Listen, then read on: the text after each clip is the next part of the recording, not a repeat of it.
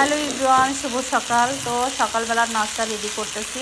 তো সকালবেলা কচি কচি মিষ্টি লাউ ভাজি করতেছি, সাথে ধনিয়া পাতা দিয়ে দিলাম। তো দেখতে পাচ্ছেন সকালবেলা রুটি সবজি কার ভালো লাগে বলেন তো? আমার তো খুবই ভালো লাগে। তো কচি কচি মিষ্টি লাউ ভাজি করতেছি ধনিয়া পাতা দিয়ে, সাথে ডিম ভাজি। তো সকালবেলা নাস্তা মানে রুটি, সাথে হচ্ছে ভাজি থাকতে হবে।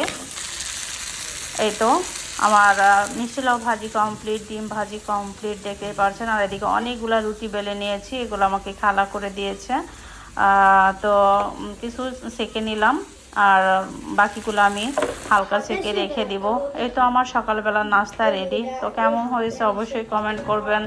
আর সকালবেলা এরকম নাস্তা কার কার পছন্দ অবশ্যই কমেন্ট করে যাবেন।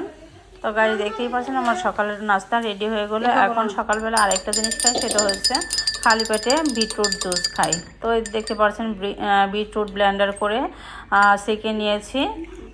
এখন এটা আমি খালি পেটে খেয়ে নিব, তারপরে আমি রুটি সবজি খাবো। তো বিটরুট জুস খাই এই কারণে, যেমন ফ্যাটি লিভারের সমস্যা দেখা দিয়েছে। বিটরুট জুস কিন্তু শরীরের জন্য খুবই উপকারী এবং স্কিনের জন্য খুবই ভালো।